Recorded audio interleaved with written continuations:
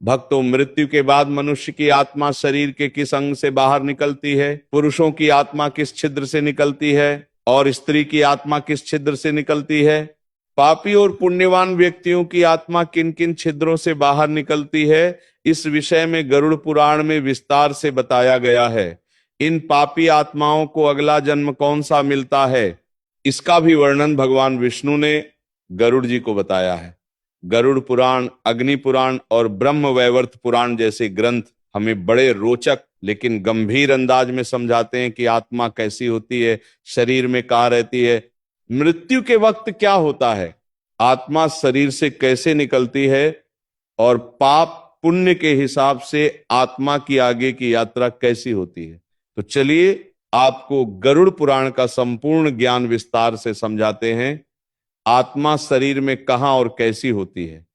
शास्त्रों के अनुसार आत्मा हर जीव में एक सूक्ष्म रूप में निवास करती है। यह आत्मा परमात्मा का अंश है, चेतना का वह दिव्य कण जो हमारे पूरे शरीर को जीवन देता है।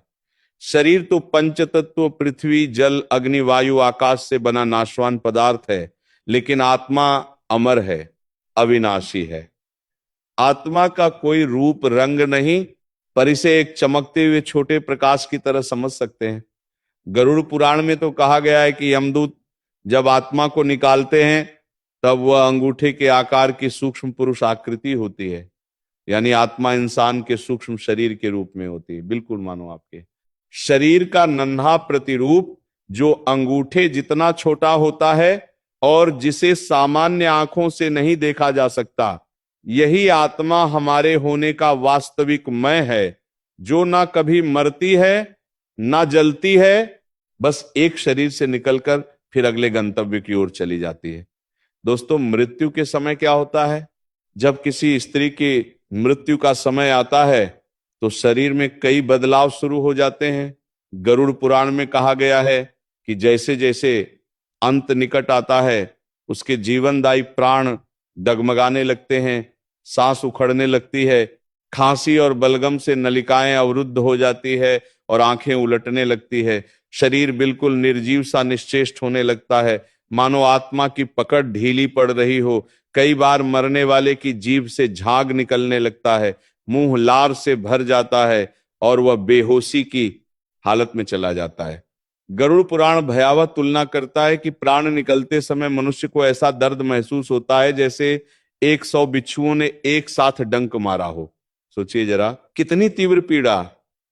मृत्यु का क्षण इतना यातनामय होता है कि वह एक पल नहीं बल्कि युगों के बराबर लंबा महसूस होने लगता है। कई पापी आत्माएं तो असह्य डर और दर्द से अपने मल मूत्र तक छोड़ देती है। शास्त्र कहते हैं यह सब पिछले कर्मों के कारण है। जिसने जीवन भर अधर्म और पाप किया हो उसके लिए मौत का स्वाद बहुत कड़वा और भयावह होता है, लेकिन जिसने धर्म पूर्वक जीवन जिया हो उसकी मृत्यु अपेक्षाकृत शांतिपूर्ण ढंग से हो सकती है। पापी के प्राण हरने कौन आता है? गरुड़ पुराण वर्णन करता है कि अंतिम क्षणों में सिर्फ मरने वाले को एक दिव्य दृश्य दिखता है।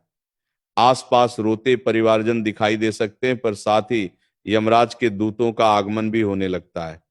यह यमदूत बड़े भयंकर रूप वाले होते हैं, काले डरावने चेहरे, सिर पर खड़े रोंगटे, लाल जलती आंखें, हाथों में फंदा और मूठ वाले डंडे। उनके दांत भालों जैसे नुकीले हैं, लंबे नाक है और रूप इतना भयानक कि उन्हें देखकर ही मरते हुए का हृदय दहल जाता है। गरुड़ पुराण बताता है कि इन यमदूतों को देखकर प्राणी भय के मारे चिल्लाने लगता है, उसका हृदय तेजी से कांपने लगता है और रोम रोम सिहर उठता है। यमदूत पापी आत्मा के पास आकर कोई नम्रता नहीं दिखाते। वे क्रोध में गरजते हुए कहते हैं, अरे पापी, चल, आज तेरा समय पूरा हुआ, तुझे हम यमराज के पास लेकर जा रहे हैं। मरने वाला अपने रोते परिवार को देखकर विलाप करता है, पर यमदूत उसको जरा भी मोहलत नहीं देते। वे लोहे के फंदे से उसका गला कसकर बांध देते हैं और जबरन आत्मा को शरीर से घसीटते लगते हैं। आत्मा का बाहर निकलना बेहद दर्दनाक होता है। गरुड़ पुराण कहता है कि पापी की आत्मा को कान, नाक, आंखें आदि जिस भी छेद से घसीटना पड़े, यह दूत बलपूर्वक खींचते हैं और उस दौरान आत्मा चिल्लाती हुई शरीर से अलग की जाती है। वह आत्मा अपने ही पुराने शरीर को अंतिम बार व्याकुल नजरों से देखती है जब यमदूत उसे दूर ले जाने लगते हैं।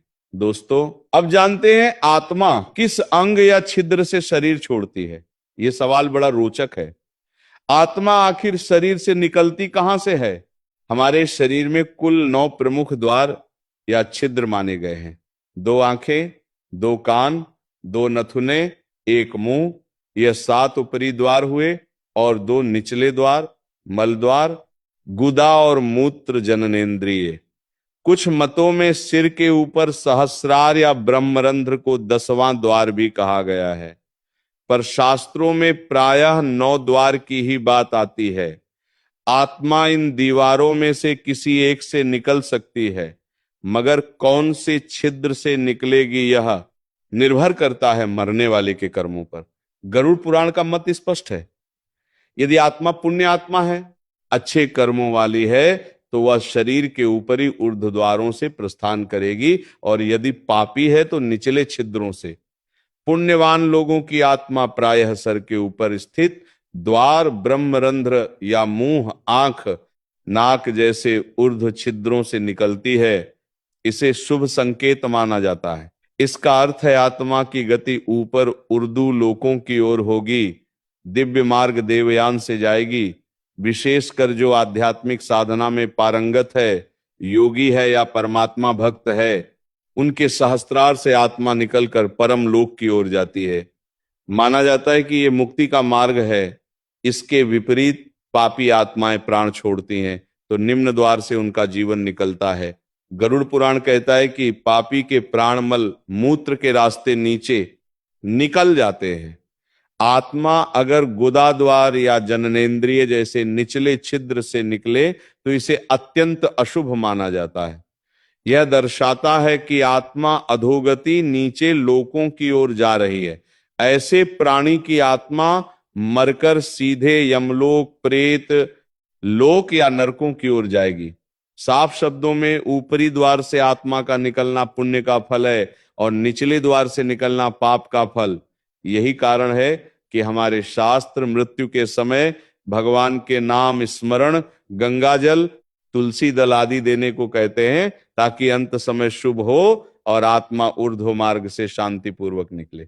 अब खास तौर पर अगर स्त्री की बात करें, स्त्री की आत्मा भी यही नियम मानकर शरीर से निकलती है। पुण्यवती स्त्री जिसकी जिंदगी धर्म पूर्ण रही हो, सेवा, सत्य, संयम से भरी, उसकी आत्मा ऊपरी छिद्र, मस्तक, नेत्र, नासिका या मुख में से किसी से प्रस्थान करेगी।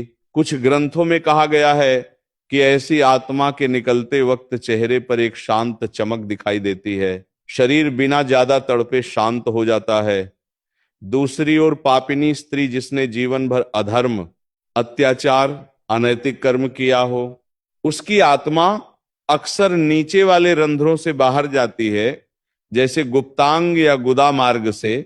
यह उसके भारी पापों का संकेत है कि मृत्यु भी कष्टदायी हुई और आत्मा अधोलोक को चली। गरुड़ पुराण में स्पष्ट लिखा है, पापी के प्राण नीचे के द्वार से निकलते हैं।